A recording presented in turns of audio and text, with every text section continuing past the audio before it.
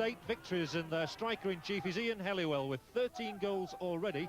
The 6'3" striker has a new partner today because of David Longhurst's injury, which will keep him out for the rest of the season. Bob Colville, a summer signing from Stockport County, is restored to the attack.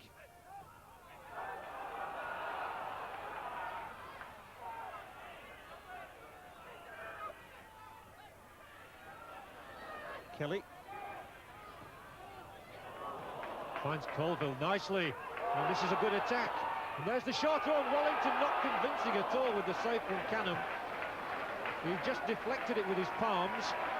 Unfortunately for Lincoln, nobody was coming in for York, but it was a lovely little touch to Tony Canham, who lets fly first time, and Wellington could only parry it.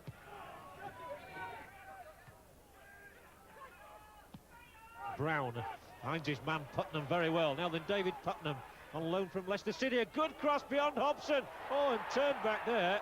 Instead of putting the ball into the net, as he might well have done, Tony Lormer chose to pull it back. Hobson had already gone ahead of him, so there was nobody in the vacant space. So disappointment for the recent signing from Newcastle. Easily out, but Lincoln have still got plenty of men up there. One of them here is Putnam. And that's a goal kick.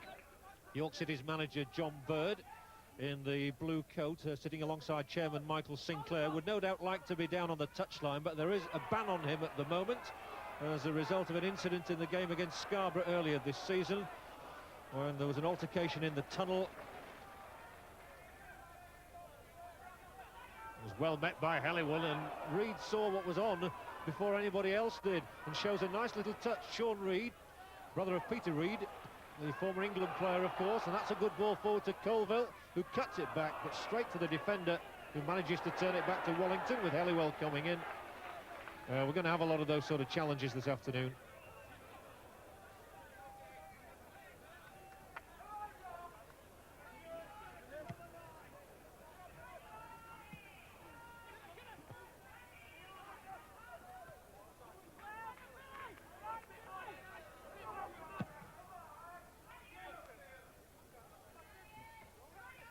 Oh, that header went kindly, and a good ball through the middle. A great chance for Spooner, and Spooner will surely get the first goal for York. Oh, side netting.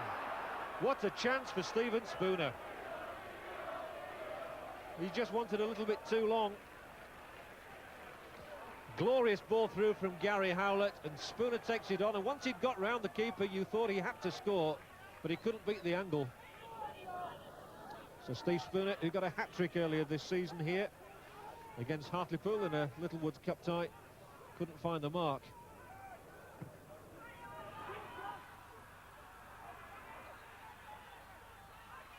Helliwell, a little touch on for Colville. This time Bressington has done nicely, and he's got 3 men ahead of him as well. Well, I think he played it perhaps the wrong way. However, he has found his own man, Putnam. There's a cross, and here's a chance. And just as in the first half, Spooner couldn't cut the ball back, neither could Cornforth there. He appreciated the cross, but the finish again found wanting by John Cornforth.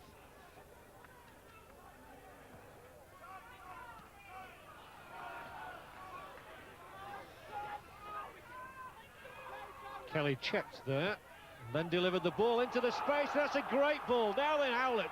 Oh, he's got it through, and Gary Howlett is inches away from the first goal of the game.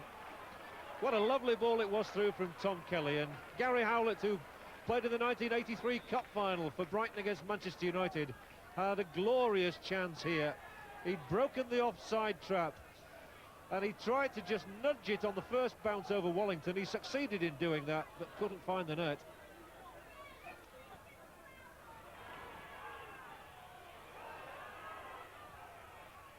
Oh, now the ball forward again for Colville to chase onto. Bob Colville, can he break the deadlock? Barged over, and that is a penalty. York City have a penalty kick, and now the chance is here. And Colville, whose only goals this season were scored in the second match against Hartlepool, and has only won his place back because of David Longhurst's injury, wins his side a spot kick, which Tom Kelly will take. It was great tenacity by Colville. Reed's long through ball there, unfortunately deflected for Lincoln off Davis's head. Colville chases on, and he looks as though he might get a shot in on goal. And then the defender who comes across nudges him from behind is Bressington. The referee says that's a penalty. So it's Kelly against Wallington. And Tony Lormer is just pointing out to the referee that the ball is not actually on the spot. And so I'm sure that Kelly will want to rearrange it himself. There's a psychological thing about actually placing the ball on the spot oneself. So Tom Kelly has the chance here to improve York's promotion prospects. Oh, he saved it, Reed, and it's behind, and Mark Wallington is the hero of the hour for Lincoln City. And Kelly misses from the penalty spot for the first time. And what a time. Well, it just seems goals are not destined to be scored on goals on Sunday at the moment, and Mark Wallington was the man who denied York then. Not just once, but twice.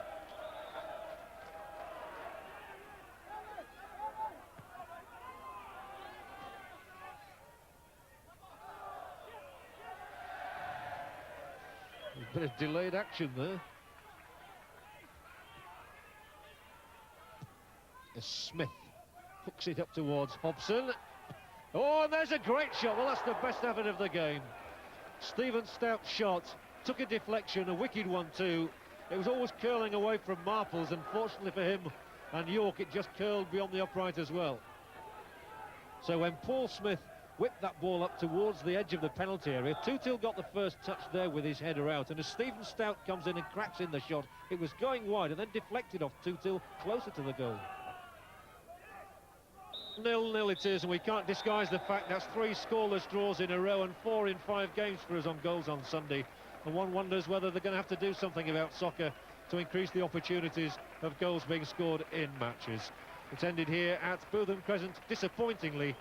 York City 0, Lincoln 0, and neither side enhances their prospects of going up. Spectators come to see goals. That's why anybody goes to watch a football match. I mean, is it time to sort of tamper with the rules a little bit? Well, I think the rules have stood the test of time. I think it's in the hands of management, coaches and players to want to play in a fortuitous manner.